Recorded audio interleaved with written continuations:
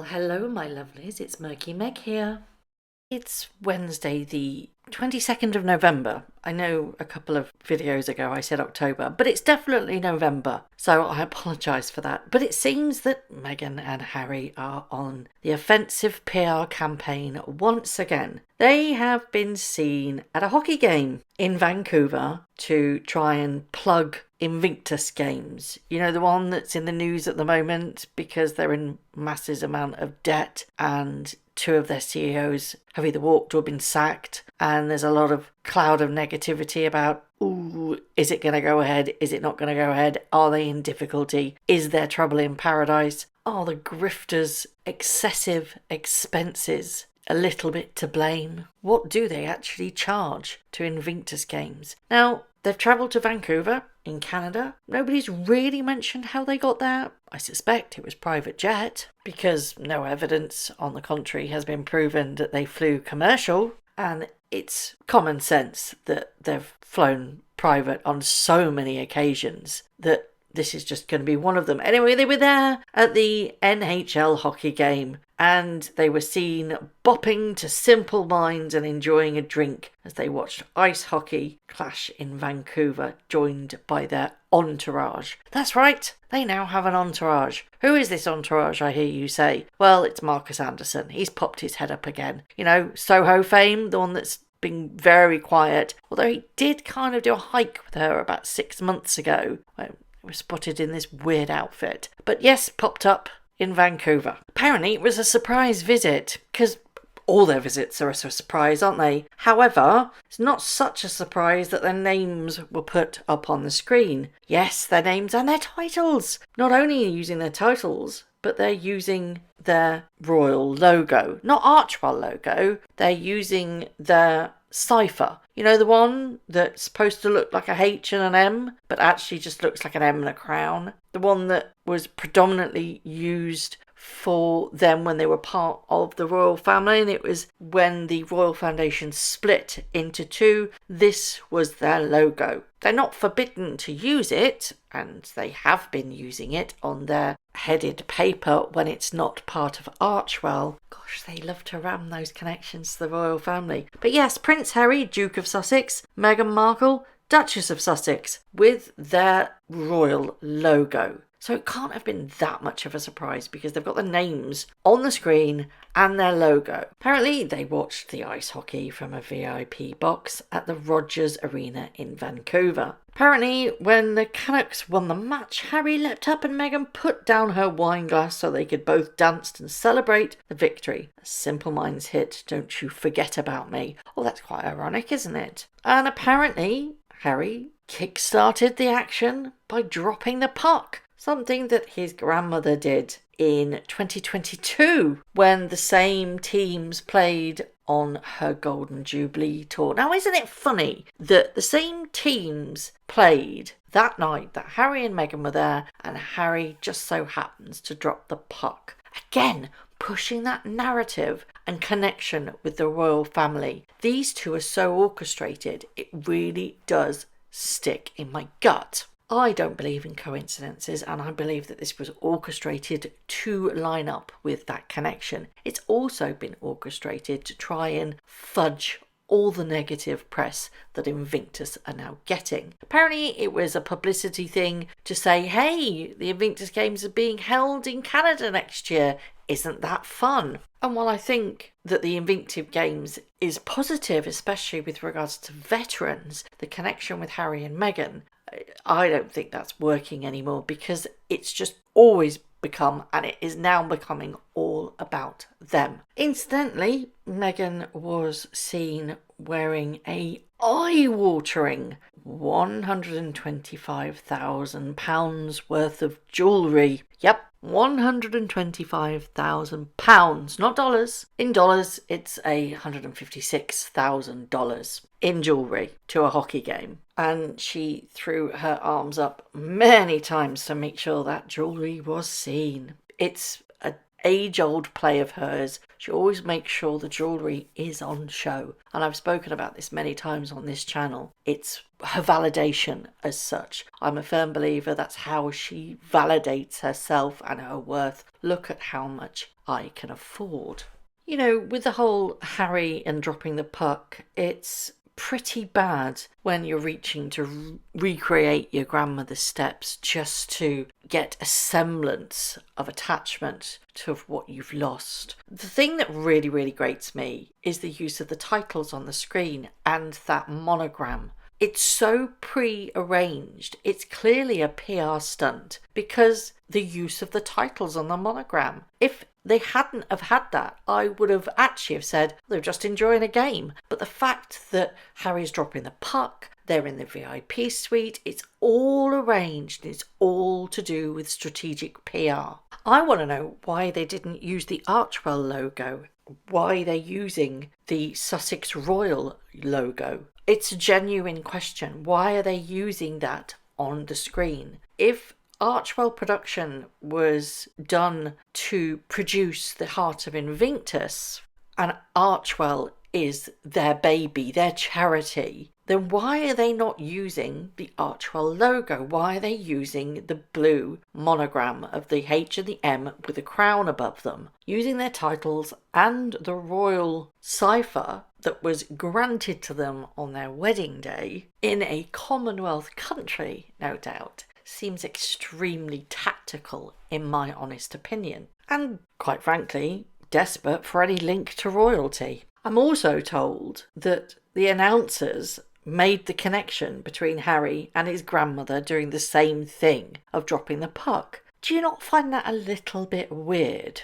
I found an amazing tweet by Sage1411 and they put, only people who want your attention clap above their heads like this. Normal people just clap at their chest level. Perfect example. And that's exactly right. It was all for attention. Now, this particular account that I'm about to mention, I've mentioned several times on my channel. I think they're an amazing Twitter account, and if you don't follow them, if you've got Twitter or X, whatever it's called now, I suggest you follow them because they have amazing nuggets and they're very, very well connected. And I'd say that the majority of the times they get things absolutely spot on. So you can see from their track record, they are very well connected, have a lot of knowledge, and a lot of information is spot on that they say. The account is barkjack_, and they, like me, lost their Twitter account. They never got it back, even though, like me, appealed so many times, but it just got lost in the ether. Nobody really knows why they lost their account, a bit like me. They tweeted that everything is an act. It's all for ego and cameras, especially the latest lip injections and Botox throughout her entire face. One former housekeeper said she doesn't even like watching hockey. So I'm going to ask you, I'm going to put some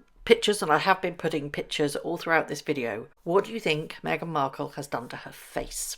Do you think that she has had Botox and or lip fillers? Do you think that the significant weight loss, which everybody has put down to Ozempic, although it's not been confirmed, there was a lot of weight that lost very, very quickly, and often and I've mentioned this so many times on my channel, you lose it in your face and it gets very gaunt, and to compensate for that, you then have fillers and Botox. Do you think that she's done something to her face? And was it very, very visible with regards to the photos from the hockey? Incidentally, pre-Harry, Meghan was actually linked to two ice hockey players, Peter Holland and Mike Del Zotto. Now, Mike Del Zotto, it has been claimed, was the reason why she left Trevor, although they deny this, or he denies this.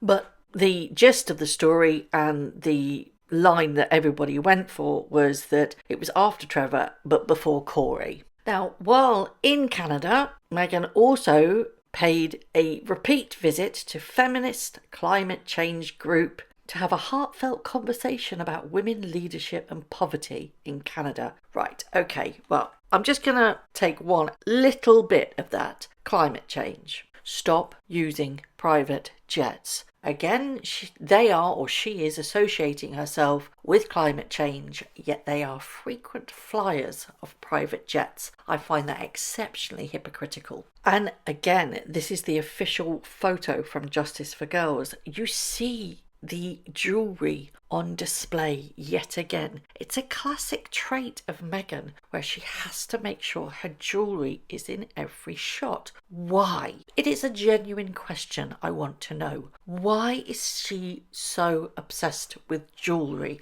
and making sure it is seen? Because we see it in pap shots. Gotta make sure certain things are on show. The hands are always near the face, so it's always in shot. Also, where's the engagement ring again? It's been missing for a long time, hasn't it? What are your guesses? They say it's being redesigned or reconfigured again because she's done it before. I did a video on that many years ago. If you want to revisit, I've popped a link in the right hand corner. But why has she been missing without her engagement ring for such a long time? Surely Harry's got to be worried about now. So they pop up twice when they're in Canada. Now, why do you think this is happening? Well, of course, the royal family have got a massive event on, and yesterday they had a state banquet hosted by King Charles and Queen Camilla for the South Korea's president and First Lady. And just look how magnificent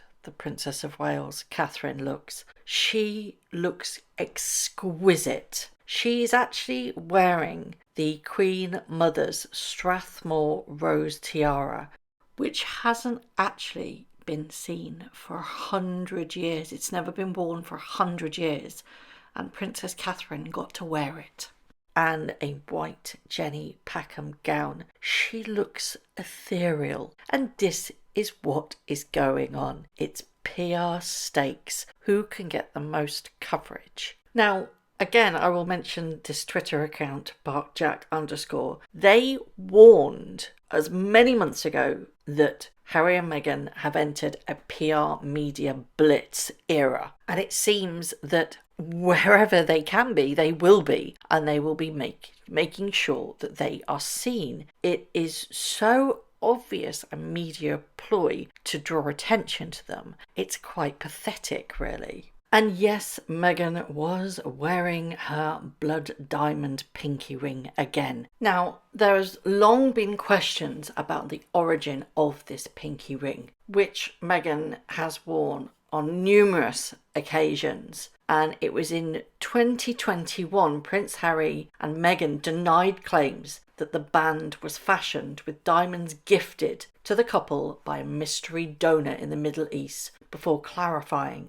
that they were referring to a different ring. They initially said that the piece was sourced by a stylist on the shoot directly from the designer, and that there was no link to a mystery donor in the Middle East. But then they made a U-turn and later rolled back that denial and clarified that they were referring to a different ring. There has been no further mention made of this ring in question on her right hand, which then many people ask the question of whether Meghan has something to hide about the provenance of that said diamond, which was first seen on her finger in October 2020. If the diamonds, it has been reported, did indeed come from the Middle East, it's not clear if Meghan received the gift while she was still a working royal or after she performed her final official duties in early March 2020. She did not visit the region officially, but there's always the possibility she made a private trip,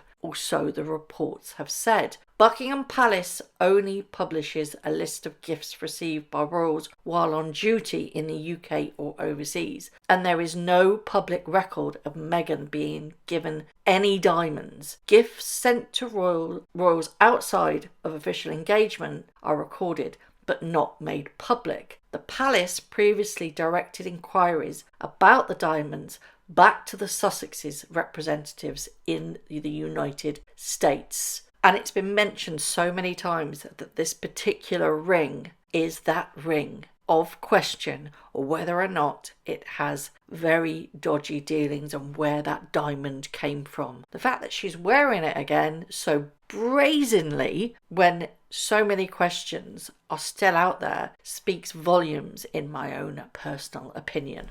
A lot of people have also commented that she was watching herself on the screen. When she realised she was on the screen, up pops the hands, up pops the reaction, up pops, almost as if it was an act. It's almost as if she is fixated with the camera. It's funny, there are questions over how Invictus Games are being run, and there are rumours, and I have to say rumours, otherwise I'll get myself in trouble, about missing money from the Invictus Games, while they flaunt themselves on their extravagance, and Meghan wears so much money on her. All while trying to steal the limelight from the real royals who were doing their duty at a state banquet. And my, they did it well. The state banquet looked glorious. And I still can't get over how amazing Princess of Wales looked. She looked stunning. That's got a kick in the throat, hasn't it?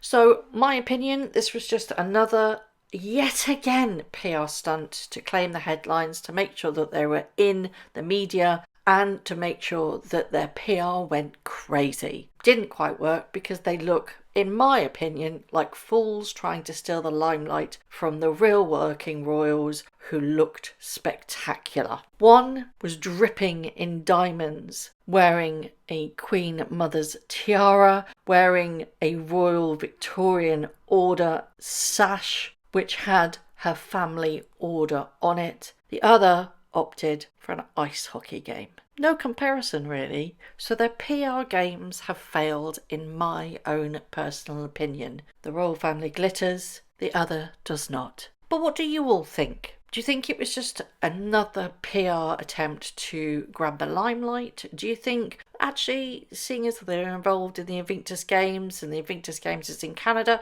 they had every right to go there? What do you think of Meghan going to the feminist climate change group?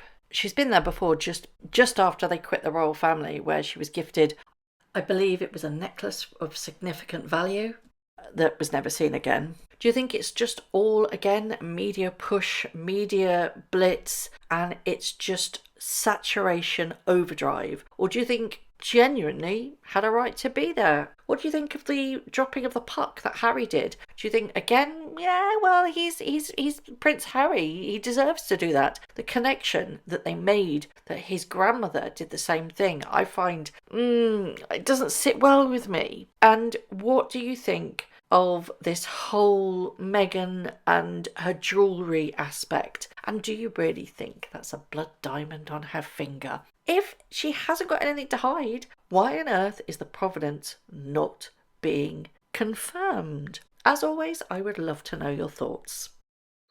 Thank you very much for watching. If you haven't already, please subscribe to my YouTube channel, hit the notification bell, and also that like button.